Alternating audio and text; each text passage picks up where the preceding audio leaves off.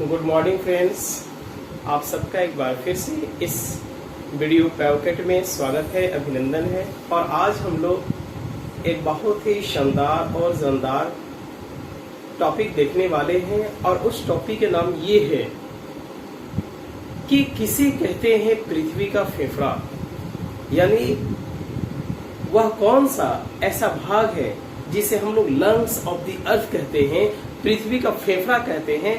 और पृथ्वी का फेफड़ा कहते हैं तो क्यों कहते हैं? जैसा कि हम सब जानते हैं दोस्तों कि हम लोग जब सांस लेते हैं, जिंदा रहते हैं, तो जिंदा रहने के लिए हमारे लिए क्या आवश्यक है? ऑक्सीजन जरूरी है। हमारे लिए ऑक्सीजन महत्वपूर्ण है और ऑक्सीजन वह इन्वायरमेंट से हम गेन करते हैं और किसके जरिए करते हैं? तो हम लोग रेस्पिरेशन क्रिया के तहत करते हैं। हम अपने लंग्स के माध्यम से वह रेस्पिरेशन की क्रियाएं, श्वसन की क्रियाएं स्थापित करते हैं। तो क्या हमारी पृथ्वी भी श्वसन करती है? क्या हमारी पृथ्वी भी रेस्पिरेशन की क्रियाएं करती है? क्या हमारी पृथ्वी का भी कोई ऐसा पार्ट है जिसे लंग्स ऑफ द अर्थ कहते हैं? तो माय डियर, सबसे पहले आपको ये जानना होगा कि हमारी अर्थ का हेल्थ ठीक रखने के लिए, हमारी पृथ्वी का स्वास्थ्य ठीक रखने के लिए किन चीजों की जरूरत है। तो उसके लिए भी ऑक्सीजन की आवश्यकता है, उसे भी ऑक्सीजन की जरूरत है। तो हम सब जानते हैं माय डियर कि ऑक्सीजन किससे मिलता है? तो सबसे पहली बात यह है कि जो भी पेड़ पौधे हैं, वनस्पतियां, और हम सब जानते हैं कि हमारी पृथ्वी के इकोसिस्टम को बेहतर से बेहतर रखने के लिए 33% वेजिटेशन का होना जरूरी है, वनस्पतियों का होना जरूरी है पूरे हमारे वर्ल्ड एरिया का। लेकिन अफसोस की बात है कि 33% हमारे वर्ल्ड का जो एरियाज है उसका 33% वेजिटेशन नहीं है। अब सोचिए कि ऐसी परिस्थितियों में तो हमारी अर्थ का स्वास्थ्य खराब होगा, मानव और जितने भी जीव जंतु हैं उनका स्वास्थ्य खराब होगा। तो सबसे पहली बात यह है कि रेस्पिरेशन की क्रियाएं हमारी पृथ्वी के संदर्भ में कौन करता है? तो हम सब जानते हैं कि हमारी पृथ्वी पे जो भी वनस्पतियां हैं, उन वनस्पतियों का 10% पार्ट जो है वह कवर्ड किया हुआ है। कहां पर? एवरग्रीन फॉरेस्ट पर, यानी जो सदाबहार वनस्पतियां हैं। सदाबहार वनस्पतियों का मतलब ये होता है कि वैसी वनस्पतियां जो 0 से 10 डिग्री अक्षांशों के बीच मौजूद हैं, जिन देशों में ब्राजील शामिल है, इक्वेडोर शामिल है, कोलंबिया शामिल है, इस तरह से आपको कंट्री शामिल है, आपको युगांडा शामिल है, आपको जायरे शामिल है। इस तरह से देखते हैं कि इंडोनेशिया, मलेशिया, फिलीपींस, यहाँ पर इन देशों में आपको एवरग्रीन फॉरेस्ट मौजूद है। और यहाँ की जो वनस्पतियां होती है, सदाबहार वनस्पतियां, इसे इसलिए कहते हैं एवरग्रीन फॉरेस्ट, इसलिए कहते हैं कि यहाँ पर कभी भी एक साथ यहाँ के पत्ते नहीं गिरते हैं। जैसा कि हम लोग अपने यहाँ देखते हैं कि पतझड़ के समय में सारे पत्ते जो है एक साथ गिर जाते हैं, लेकिन उन प्रदेशों में, उन सदाबहार वनस्पति वाले क्षेत्रों में एक साथ सभी पत्ते नहीं गिरते हैं, बल्कि जो पत्ते परिपक्व हो जाते हैं वो बारी बारी से गिरते रहते हैं, उनकी जगह न्यूली लीफ आ जाते हैं। तो वहाँ की जो वनस्पतियां हैं, हमारे टोटल वर्ल्ड फॉरेस्ट का जो एवरग्रीन फॉरेस्ट है, ओनली 10% उसका रिप्रेजेंट करता है, केवल 10% उसका प्रतिनिधित्व करता है। और वह 10% जो वेजिटेशन है, जो वनस्पतियां हैं, वो हमारी टोटल पृथ्वी के वनस्पतियों के द्वारा प्रोड्यूस किए गए ऑक्सीजन का अकेले 46% वह ऑक्सीजन को प्रोड्यूस करता है। तो सोचिए वो कितना महत्वपूर्ण है। एवरग्रीन जो फॉरेस्ट है, ट्रॉपिकल एवरग्रीन फॉरेस्ट है, उसे ही हम लोग कहते हैं पृथ्वी का फेफड़ा, लंग्स ऑफ द अर्थ। यानी एवरग्रीन फॉरेस्ट जो है उसे पृथ्वी का फेफड़ा कहते हैं। क्यों कहते हैं? क्योंकि ये जो वनस्पतियां हैं, यहाँ पे जो लीव्स होते हैं, तो सब हम लोग जानते हैं कि लीव्स के जो पार्ट्स होते हैं, सबसे पहले आप देखिएगा कि जो डंठल होती है, जिसमें वह पत्ता जो है आपको निकला होता है, तो उस डंठल को हम लोग क्या कहते हैं? पेट्यूल कहते हैं। उस डंठल को क्या कहते हैं?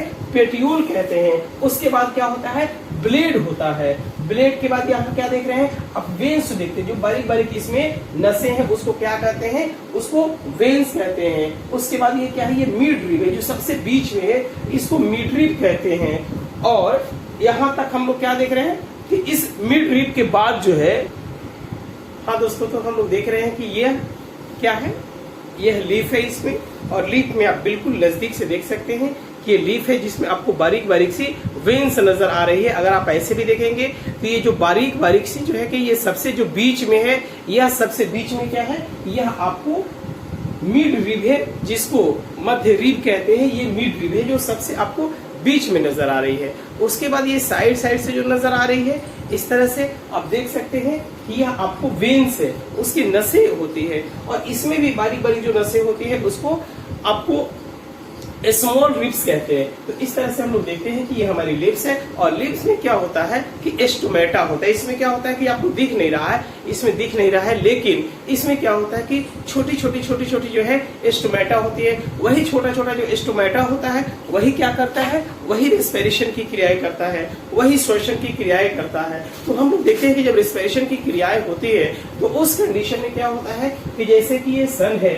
यहाँ पर सूर्य है, और यह सन से जब लाइट आती है, सन से जब लाइट आती है तो ये जो स्टोमेटा है वह गर्माहट से क्या होता है कि उसका मुंह खुल जाता है, वह फैल जाता है। जैसे फैलता है तो इसमें जो ऑक्सीजन है वह ऑक्सीजन क्या होता है कि वह बाहर मुक्त होता है, वह बाहर निकलता है। क्योंकि वह ऑक्सीजन कहां से जाता है, तो ये चूंकि स्टेम है, ये तना है, और तना के जो सेल्स होते हैं, जो कोशिकाएं उसमें होती है, उसमें क्या होता है जाइलम और फ्लोएम तक होता है। तो जो जाइलम होता है उस जाइलम के द्वारा नीचे से, जमीन के नीचे से खनिज लवण जल जो है वह जाता है आपको पत्तों तक, और पत्तों तक जाता है तो खनिज लवण जल जल भी गया, और उस जल में क्या होता है H2O होता है, हाइड्रोजन यानी ऑक्सीजन होता है। जैसे सूरज की गर्मी पड़ी वह क्या होता है कि गैसीय अवस्था में आता है, और उसे ऑक्सीजन अलग और हाइड्रोजन अलग हो जाता है। तो इस तरह से हमारे एटमॉस्फेयर को ऑक्सीजन मिलता है, और जैसे मुंह खुलता है तो हमारे एटमॉस्फेयर में जो CO2 होता है, जो क्या होता है CO2 होता है, वह CO2 पत्ते जो है अपने अंदर अवशोषित कर लेते हैं,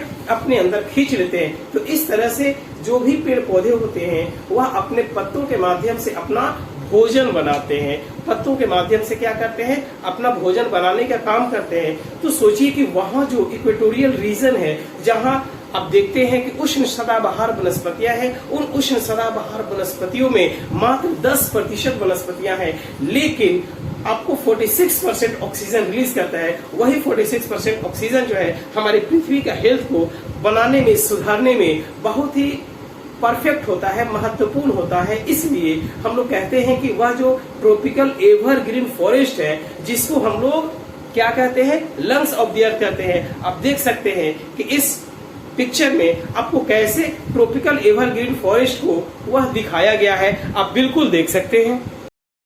आप देख सकते हैं दोस्तों कि यह वर्ल्ड का मैप है, और इस वर्ल्ड के मैप में आप जो ग्रीन शेड किया हुआ देख रहे हैं, यह ग्रीन शेड किया हुआ, चाहे वो साउथ अमेरिका का पार्ट आप देख रहे होंगे, तो वह साउथ अमेरिका का पार्ट भी जो है वह आपका एवरग्रीन फॉरेस्ट है, या अफ्रीका में है या एशियाई में है।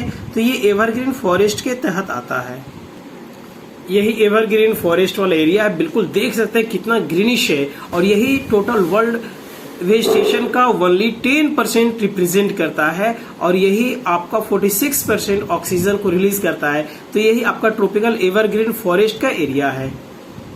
आप देख सकते हैं दोस्तों, ये लीफ में स्टोमेटा है, जो आपको स्टोमेटा को इसमें दिखाया गया है। वही जो छोटे छोटे जो आपको पोर्स है वही आपको स्टोमेटा है। यही रेस्पिरेशन की क्रियाएं आपको पेड़ पौधों में पत्तों के माध्यम से वो करता है। फोटोसिंथेसिस की क्रिया में यही स्टोमेटा का मुंह खुल जाता है, ऑक्सीजन बाहर निकलता है, CO2 अंदर जाता है। तो इस क्रिया को हम लोग रेस्पिरेशन की क्रियाएं कहते हैं पत्तों में, और ये पत्ते ही लीफ ही भोजन बनाने का काम करता है। हाँ दोस्तों, तो हमने देखा कि कैसे वह ट्रॉपिकल एवरग्रीन फॉरेस्ट का एरिया है, कौन कौन से उसमें जगह शामिल है। आपने ब्राजील को अभी अभी देखा, उसमें इक्वेडोर को देखा, कोलंबिया को देखा, आपने श्रीलंका को देखा, इंडोनेशिया, मलेशिया को देखा, फिलीपींस को देखा। इस तरह से आपने कांगो को देखा, जायरे को देखा, केन्या को देखा, तंजानिया को देखा, युगांडा को देखा। इस तरह से ट्रॉपिकल ये एवरग्रीन फॉरेस्ट है, जहाँ रोज बारिश होती है और यहाँ का टेम्परेचर भी ज्यादा होता है, इसलिए यहाँ पर ट्रॉपिकल एवरग्रीन फॉरेस्ट पाया जाता है, और ये सबसे ज्यादा ऑक्सीजन रिलीज करता है, जो हमारी पृथ्वी के स्वास्थ्य के लिए फायदेमंद है। तो मिलते हैं दोस्तों नेक्स्ट वीडियो में। आज बस इतना ही। खुश रहिए, मुस्कुराते रहिए, अपना ध्यान रखिए, अपना ख्याल रखिए। जय हिंद, जय भारत, थैंक यू।